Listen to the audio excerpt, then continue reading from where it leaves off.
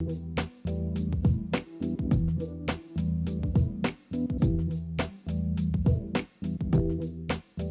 to the Wave Report. My name is Joe Waters, aka Mr. Keep the Same Energy. Now, before I toss it over to anybody else, I would like to welcome you to such an amazing podcast, right? So this podcast is so awesome that you have to first subscribe to it, okay? So you have to subscribe to it on YouTube. You have to make sure you like the page on Facebook and Instagram. Now, one of the reasons why I really need you to do this is so that we can make money. And that money that we're going to make is going to be made from a team perspective. And there is no person greater when we talk about team than my guest today, which happens to be my co-host on this podcast. Sir, can you please introduce yourself? I'm Tromonte. I'm the co-host of the Wave Report. I'm a troll on Facebook if you see me. That's it. I'm just a troll. I don't really have anything important to say. So this is my flashy nigga over here, you know what I mean? He out here, you know what I mean? He out here, you feel me? So one of the things we like to do here at the Wave Report is, you know, you see us interview other people. Like, we want to know your story. We want to welcome you onto the show so we can know your story. But it's tough to do that sometimes if you don't know our story. So, Tromonte, we are here today. But before I get into today, let's rewind a little bit. Yeah. Where are you from, Tromonte? From everywhere, man. From everywhere? I'm gonna not troll this episode. I'm gonna try not to troll this episode. I'm from Tampa. Okay. I was born and raised in Tampa. I grew up in between Temple Park and Central Park, but primarily Temple Park. Shout out to my fellow peers from there. Those of us who made it out anyway. Born and raised in Tampa. I stayed in Alabama briefly. I love the country. But that's where I'm from. I was born and raised in Tampa. Now, so I lied, not from everywhere. Now, you said that you lived in Tampa Park, right? Yeah. Is it still there, or for the time being? Gentrification is a real thing, brother. Okay. Gentrification is a real thing. How does that make you feel?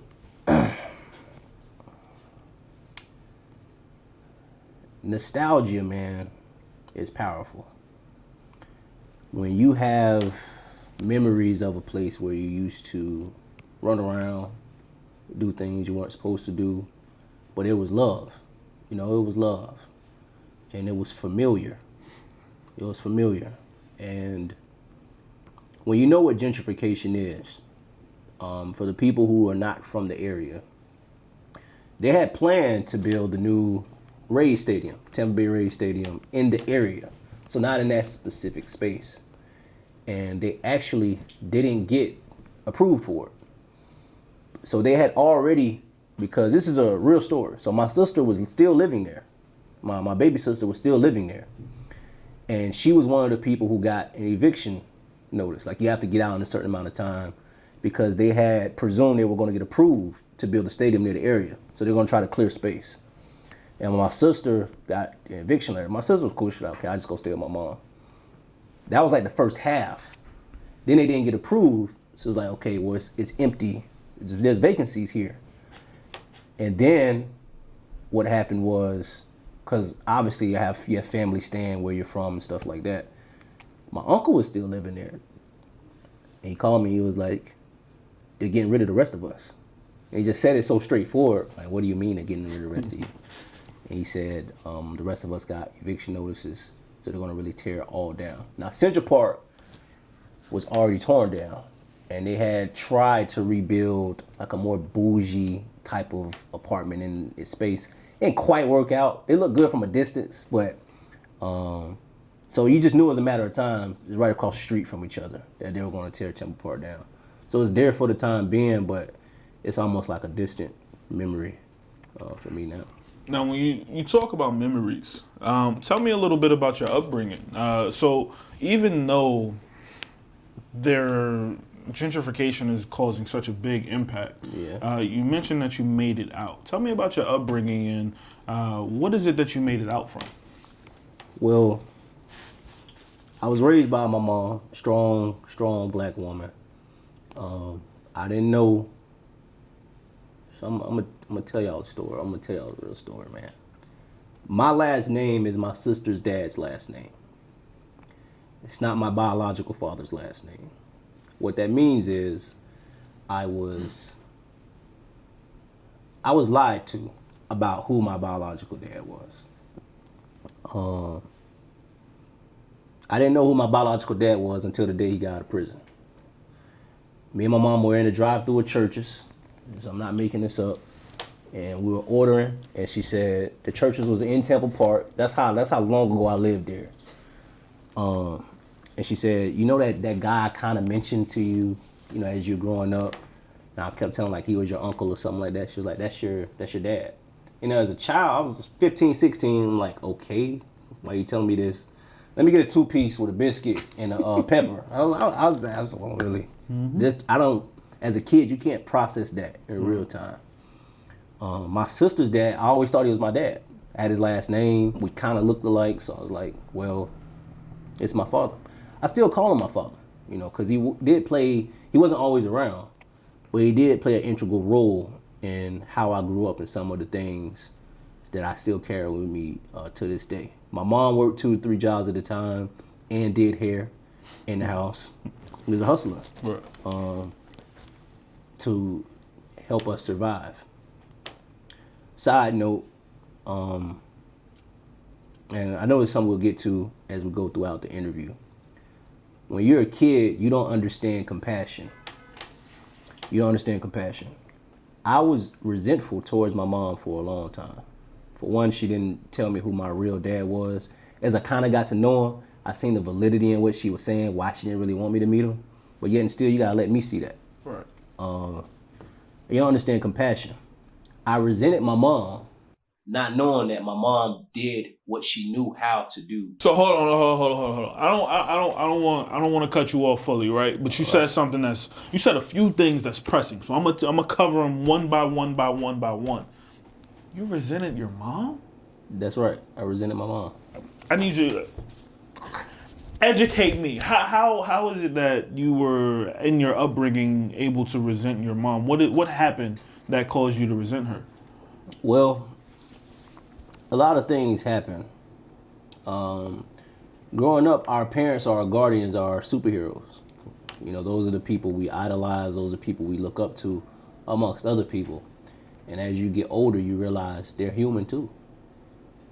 Now, it may not be appropriate for you to criticize them, but it is appropriate for you to see them as a whole person and that they were not perfect in a lot of things that they done. And some of their ways stunted your growth. I resented my mom because she didn't tell me the full truth about who my dad was, which for a black man in America is very important. I also felt like my mom wasn't very strict, but she was strict on things that as a kid you should have freedom in.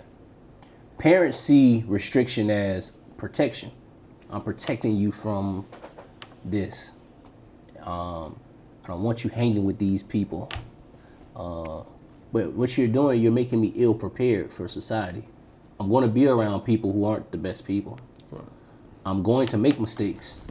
And I have to learn from them. You protecting me from everything isn't really going to help me. And then my mom, she wasn't big on education herself. But when I started to go to school, she didn't really understand why I was going to school. And to me, I'm like, nobody in the family has went to college. Why are you? I was like, you don't want me to go. Because when you're black and you're poor, you want money. Right. I need to see money immediately. And education is a long battle. You know what I mean? It takes years, even 4 years for getting your degree. And I started from the bottom. So I started from community college, which the graduation rate is 22%. So people don't really transfer from there. They don't really finish. To going to a 4-year university. and then on towards master's degree if you want to keep going like that. So it's almost like she never stopped me from going, but she also wasn't like the best motivator. She motivated me as she seen I was serious, like I'm really going to finish. Because in my estimation, what other choice did I have as a black man? Right. How many black men become rappers? You see a lot of them, but in comparison, it's like a very small percentage. Correct. And then of those who rap, how many of them really have money? And then after you rap, what are you going to do with your life? You're not going to rap for 40 years.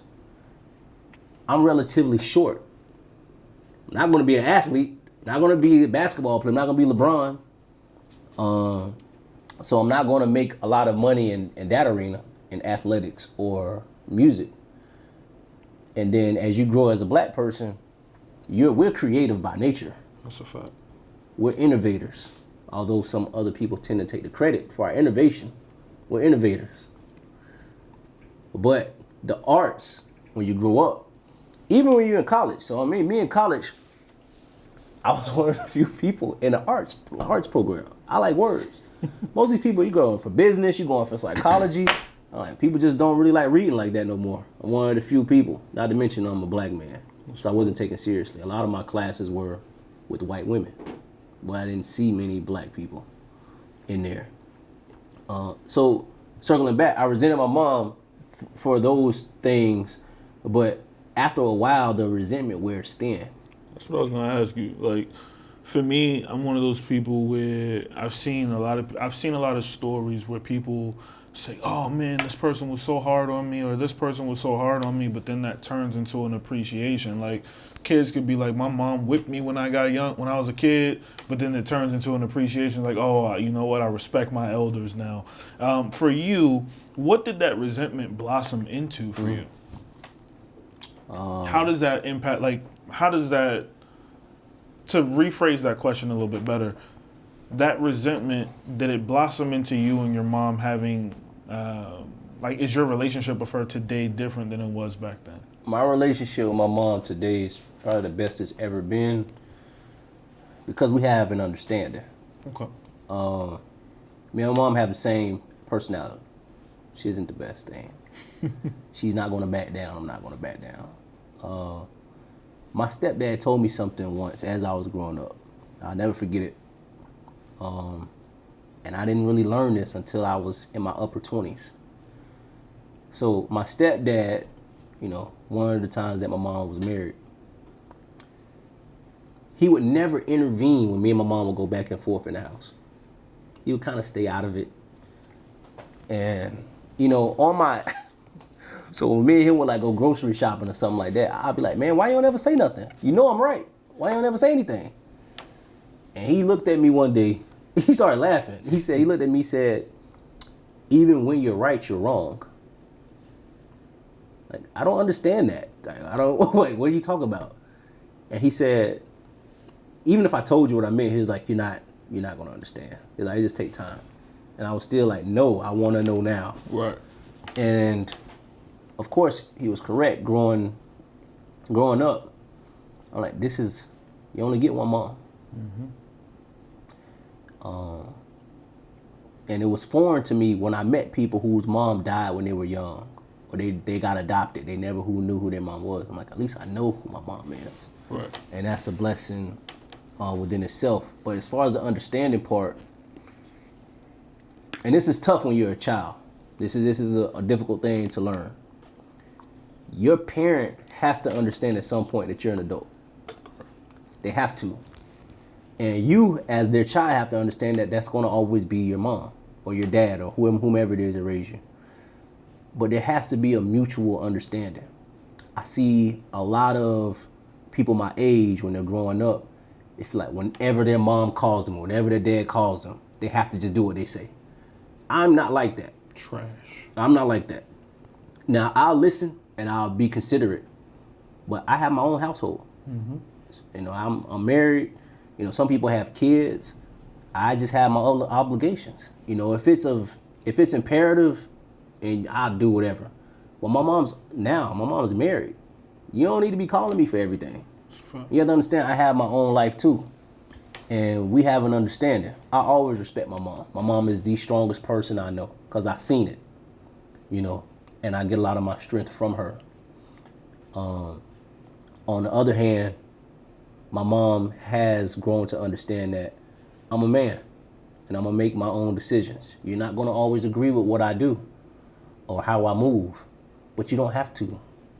But we have to respect each other's lives. That's a fact. You have to respect that what you ingrained in me as a child, I'm going to carry with me, and I do. But I cannot, just because you're my mom, I cannot just drop everything and do everything for you, because I have another woman who, at this point in my life, is more important. Correct. And you raised me, you raised me to be that way, and you raised me to think like that, and that's what I do. Got you. So, I mean, when you say that, you know, it brings up two things for me. The first is a short question, and the second one is a little bit, I want you to expound on a little bit. Mm-hmm. So, the first, you know, you say you only have one life to live. You get one mom. Yeah, that's so, right. speaking about the one life to live, why do you jeopardize it and not wear condoms? Because you said to me earlier that you don't wear condoms. You're not a condom kind of person. Where did this theology come from and not strapping up before you ride the saddle? I said I wasn't going to troll. You should always wear a condom. Okay. Safe sex. STDs are easily passed. Okay. The HIV rate is very high in Florida, especially Miami. Polk County. Yes. You should definitely always Polk County. wear condoms and be safe during any sexual activity. Simple. Me. Okay, I was about to say, let's get into you. I don't know how to put on a condom. All right, and so now I'm being serious. I don't really know how to put one on. Every time, my wife knows this stuff. Anytime I've had any sexual relations with any woman, they've put the condom on for me if they wanted me to use a condom. So it's not always just a man. Sometimes a woman's like, I don't want you to use a rubber. And me, because I believe in God, I don't question that. I'm like, okay, she cool, she's safe. She's safe, you know what I'm saying? I'm gonna walk with Christ on here, you know what I'm saying? We're gonna do it. We're gonna do it. Say less. The feeling is better. I don't think nobody would disagree. It feels better. That's a fact. It's not as safe, but it feels better. Jesus came. But another to my upbringing, I never had a sex talk. That's no excuse for my behavior at all. Okay. But I never had somebody sit down and explain to me, when you're in high school, nobody listened to that. Yeah, you do. You put this on, you put this on. You telling me this, but you're fucking raw. Mm-hmm. In your real life, you're having sex without a condom. Yeah. I never had a talk about protecting yourself or getting tested and stuff like that until I met my wife. My wife was like, you're going to go get tested. I was like, where do I go though? I was like, I didn't know. No, you know, you're in the hood, you're just doing whatever. It's whatever. I was like, so where do I go? She's like, you go here. So you get tested for this, this, and this. And then she told me recently, this is crazy that I'm learning this as a 30-year-old male, 32-year-old male. She was like, they test you for everything, but they only tell you your results. They're not supposed to tell you that. I said, what? I just learned this. She would know because she used to do social work. They'll tell you whatever you're positive for. That's crazy. You could be. I'm 32. Hey, that's crazy. Hey, niggas out here with the clap, not even knowing it. Anyway, transitioning to a little bit more. That's crazy. So, obviously, you've been living life on the edge, but at the same time, you've been trying to further life. Yeah. So, yeah. I came from the hood. Mm-hmm. School was difficult for me. You know, I was about getting the money. Uh-huh. But for you, something made you decide that, you know what, I want to take this education to the next level. I would really love to know what that was. What made you say after high school, where you're legally done with school, you ain't got to go back. Your time is yours. Uh-huh. What made you say, you know what, I want to further my education? Well, when I got out of high school, I went to the military. I went to the Navy. And I got kicked out of the Navy. So my life would have been completely different. I went to the Navy because high school wasn't a challenge for me. I thought the classroom material was a joke. I thought it was a big social club. And I'm sociable to an extent. At heart, I'm a loner though. There's a lot of people like that. A lot of people that you see on social media who are popular, they're really kind of introverts. You know, but I went to the military. I got kicked out. I had a bad attitude. I was fighting. I was too young to be away from home. And I pride myself on being mature, but I wasn't very mature as far as how I see the world. And I was uncultured. So I immediately go to the military. So, you know, most of us graduate in May. I went to the military in August. I didn't give myself like a lot of time. I worked during the summer, and then I had like a going away party. And I went to the military. I chose the Navy because I know how to swim. One of the few niggas who know how to swim. You know what I'm saying? Hey, shout out to us. And when I got there, it was a big culture shock. First of all, I'm not really good with rules. So as I got off the bus, they're like, yeah, stand in line. Don't speak. Don't do this. And I was like, I don't know what I got myself into. Because I challenge authority if I think you're wrong.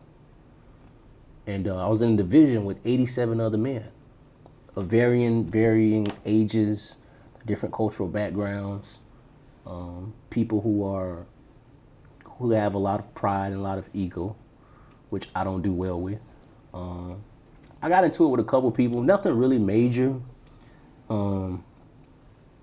But two major things happened that led to me getting kicked out. And when I got kicked out of the military, I came home, I started working dead-end jobs, and I just so happened to make a long story short, running to Corey Ward, who you know, shout out to my brother Corey Ward, a chance meeting, but I think it was God. He was in the exact same position I was. I was staying with my aunt, he was staying with his aunt. He was the same age as me. It was very weird. And we were walking around an apartment complex at night. And he was like, me, I'm assertive, so I hollered at him. I was like, man, are you following me? It's like same time every night. We're walking around the complex. But we're like thoughtful people. And, we started talking, and he was just like, are you in school? I'm like, nigga, no, I'm not in school. I'm not going to school. He was like, why not? And I told him high school was a joke. It wasn't challenging. Me, when I'm not challenged, I would do the bare minimum. Marriage, relationships with people, work. If you don't force me to think, I'm gonna be forced to take the back seat, and I'm not gonna apply myself. Right. And I'll be honest, man, he's the person who got me into community college. He was like, I'm gonna help you get enrolled, and he did. And from there, I took off. So while we're talking about challenges, and we talk about things that challenge you, so you were able to go to school, and what was the highest level of education that you've achieved to this point? Just so the people who aren't familiar. I have a bachelor's degree in English literature. June 22nd, I'll be starting my master's degree, and then shortly thereafter, I'll get my PhD. Got you. So, going to school, it teaches you a lot of stuff, right? You have to learn a lot of things. Yeah. But learning is such a perspective type of thing. Like, you have to also learn things about yourself. So when you learn things about yourself, Tromonte, what would you say is a strength of you? What is a strength about Tromonte?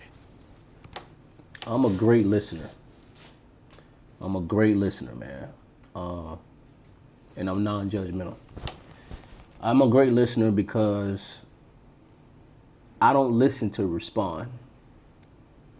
I've come to the understanding that most people, especially being married, most people just want to vent. And ironically, I think that's kind of how the Thewavereport formed. People just want to come on and tell their story.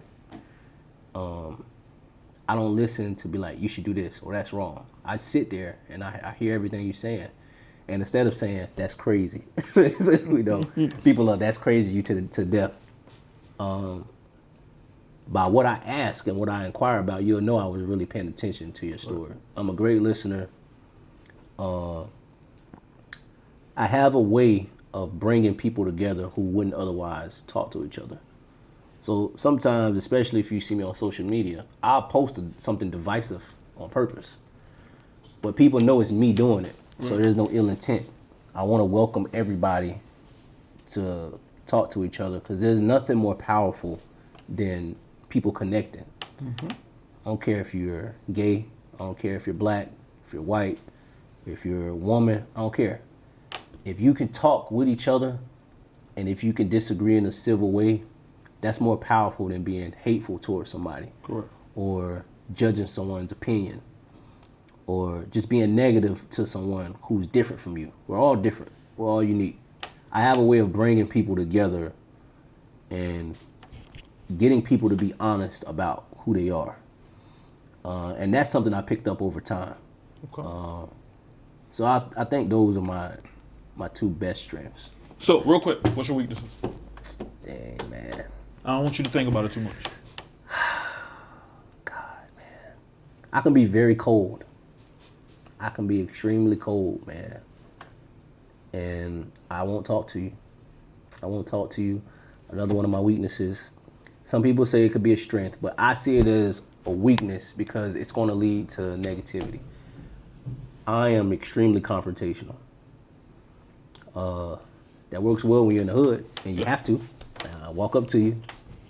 You're in corporate America, when you're dealing with a woman. Being brash and blunt and standing in front of somebody, especially if you just somebody in a grocery store.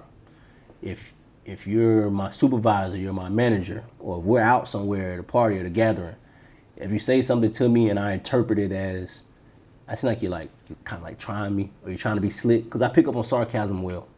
If you're trying to be slick, I'll walk up to you.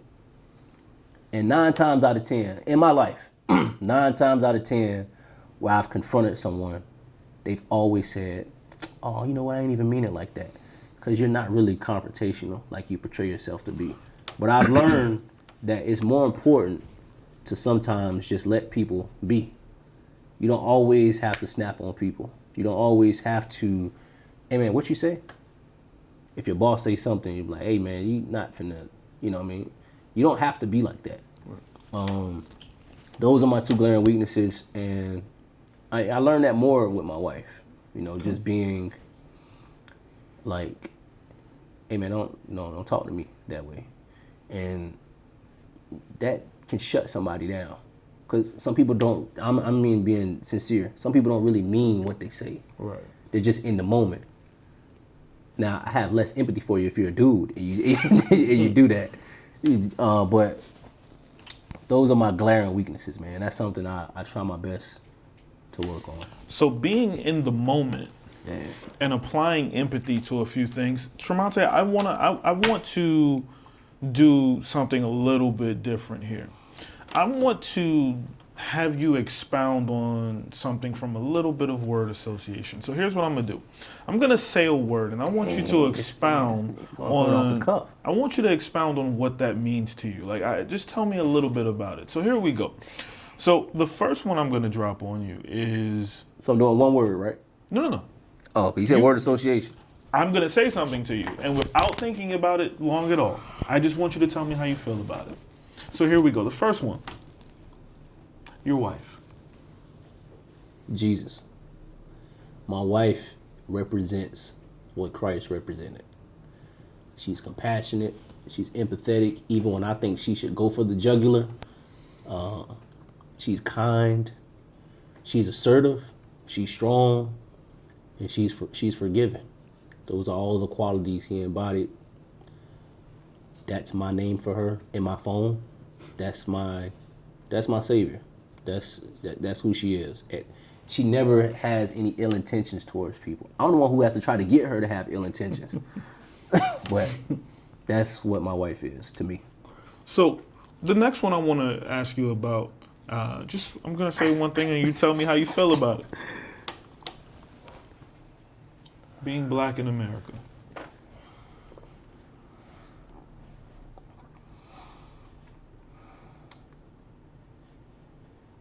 That's tough. Take your time. Being black in America, unfortunate. Unfortunate. And not by any doing of our own. I don't want to go too long. No, it's you. You got it. It's you. You got it. We got this. Everywhere you look, it's owned by white people. Hip hop. Who do the rappers get their check from? White people. They're signed to labels who are ran by white people. Every basketball owner outside of Michael Jordan is white. Every NFL owner is white. NHL, MLB, soccer. Your favorite restaurant, owned by a white person. Educational laws are written by white people. Everywhere you go, man. The automobile industry, white. History is written by white people because they enslaved us. Nowhere you can turn where it's black owned. Black people have a part in it. Black people own restaurants, but in the ecosystem, it's predominantly white. Black people have owned clothing lines, as we know. But the big ones, the ones that the black people promote the most, they're owned by white people. So everywhere you look, it's like, man, it's everybody's white. Most of the people that have been your supervisors or your managers over the course of your life are white. The system was not designed for us. One thing in particular that definitely shine a light. So Obama is black. He's half black, but he's black. They talked about his wife. They talked about his kids. How did this nigga still have class? I do not know. How did he do it with so much grace and such professionalism? I have no idea. White people, most white people, don't like black people. They tolerate us because they have to, in a way. Law enforcement, white people. If I get arrested and I go to court, my public defender is more than likely white. The judge is more than likely white. The jury is more than likely white. The only people who are black are my family who come to see me get sentenced.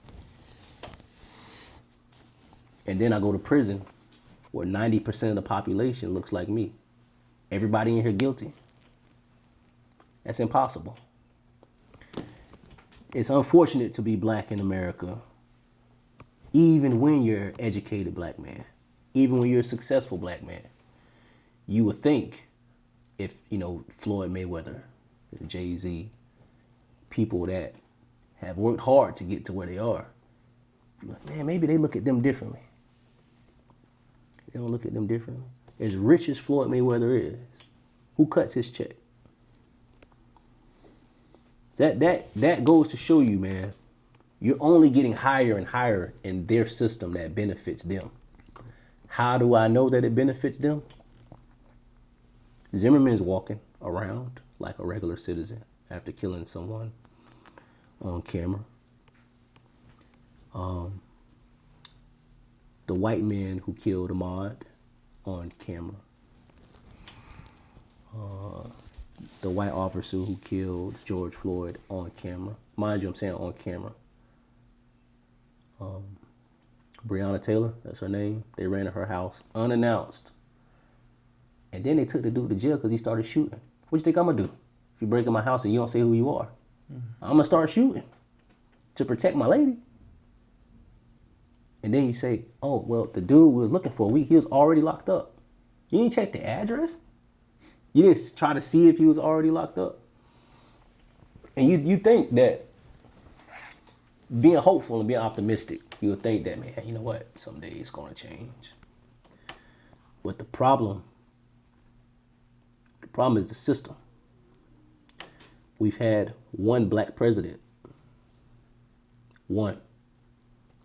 There's been 45 presidents. 44. So we're not really talking. So we're not talking about the original 8, like in the Articles of Confederation. So we're talking about since, so we've had 44 presidents. Only one black one. That shows little kids who look like us that I can't really get there. I've only seen one person who really looked like me, and they demonized them to the point. When Barack Obama went off, he had all black hair. When he came out, he aged like 15 years. That happened before the re-election. The stress, man, and of carrying a country and a people, they don't really like you, man. It's somebody, he's from Chicago. He's not from like a affluent. He's just from Chicago. And he worked his way to get him and his wife. And you don't like him. Black people should not be coming up for a solution. We should not be coming up with a solution for a problem we didn't create. You cannot ask me, okay, what do we do if you're white? No. You benefit from the problem that I'm suffering from. What are you going to do about it? Why do I have to fix it? I didn't do anything.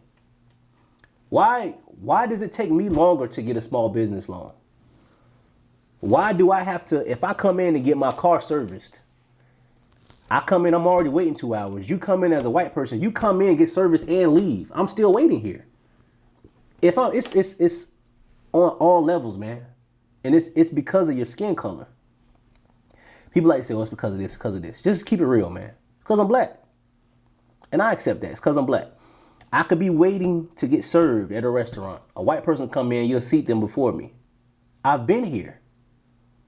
Oh, we forgot you were there. Ironic. Because in history, you forget we're here too. Talk that shit. Whenever I see a black man get murdered, and it's a visceral effect because, and this is not the proper way to respond, but I do tell myself, if this were me, if I were in this position, I'm gonna react violently. Once again, it's not the correct way to respond, but there's a calling on my life. I have stuff to do, man. I'm not gonna let one of y'all policemen who got bullied when you were younger, now you wanna grow up and be a policeman, take me away from what I have to do. It's a true story. I was walking today in the back of my condos. There's a trail. I was walking and I seen a sheriff's car out there. And the first thing I think of is, hope you don't try to follow me. With everything that's going on, I could tell when the sheriff saw me from a distance, maybe like 20 feet. The car drove off. It's like, I'm not finna deal with this. All this going on, I'm not finna have another one. It shouldn't have to be like that, but it's like that currently because of the climate, man. It's unfortunate to be a black man in America because I can literally be doing nothing. You will kill me. You'll kill me. You take me away from my family. You take me away from my dreams. And it's something that's not really mentioned with a lot of black men who get killed. A lot of these guys are young, man. They haven't really lived. Tamir Rice, Trayvon, you haven't lived their life. You haven't even given me a chance to go see what the world is like. Right. To go travel, to get married, to be in love, to have a child. That's heartbreaking. And with that forces somebody like me, who's not a docile person, like, man, I'll be damned, man. Y'all not finna, I'm gonna go out blazing. Mm-hmm. I'm an American citizen. I shouldn't have to think like that. I shouldn't have to dress different to be accepted. I shouldn't have to drive in the daytime. I could drive at night. I party just like you. I shouldn't have to alter anything to live a safe and healthy life. But we're the ones who I have to go protest for a right that's given. You gave it to me already. Why do I have to keep reminding you that I'm a human being? And because I have to remind you, that I can tell you don't think I'm a human being. Yeah. You don't think that I deserve equal rights as you. If I killed somebody, within that day, I'm gonna be in jail. Within that day. Speedy trial. You're gonna get me out of here. Police officers, They don't even, and they've been, once again, a lot of them are white. You go into the courtroom, there's a white judge, you have a white lawyer, paid for, nice. They're going to get you off. They're going to get you off. Even if you live with the guilt, you don't have to live behind bars. Like my dad was in prison. A lot of our black kings, they locked down for drugs. For drugs. Non-violent offense for drugs. You killed somebody on camera and you going to Publix. You going to the movies with your family.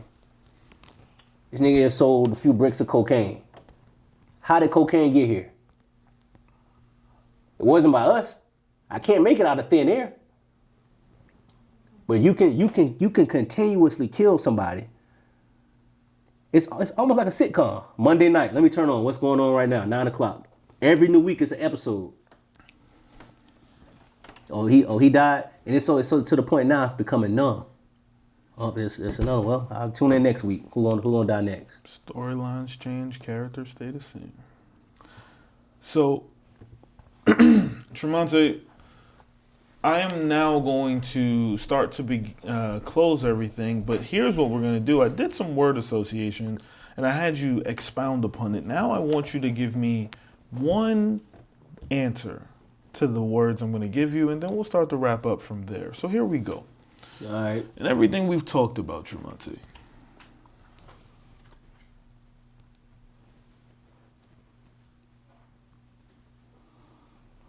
Best hip-hop album you've ever heard. Illmatic. Next. Favorite rapper of all time. Nas. Next. Best 3-album run of all time. Nas. That's different. I don't like Kanye. I want to say Kanye, but I thought you was gonna say DMX. I was going. Not 3. So not 2. 3. Okay. So next, and this will be my final question. You can expound upon this as much as you would like. Mm-hmm. Black man in America, educated, pretty amazing guy. He really is. I'm okay. But from your perspective, Nipsey passed when he was young. Yeah. Kobe passed when he was young. Yeah. They all have legacies. Yeah, they do. You're just a working man from Tampa, hard-working man from Tampa Bay, college educated. Mm-hmm. Tromonte, what would you say your legacy is? If I died today,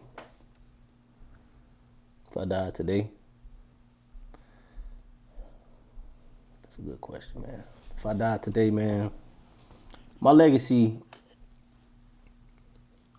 is simple.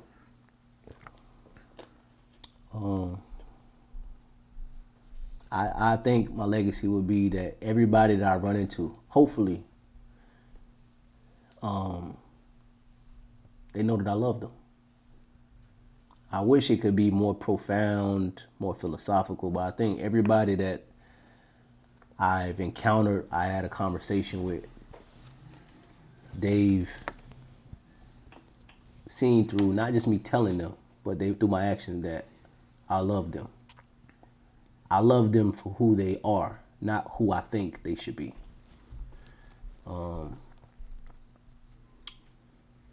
It's hard, man. It's hard for me to receive love, but it's easy for me to give it. I know this sounds crazy. It's in the Bible. Cut it out. I know that, but it's hard for me, man, to receive love, because you know how it is, man. Mm-hmm. I grew up on survival. I didn't learn how to live until I was in my 20s, man.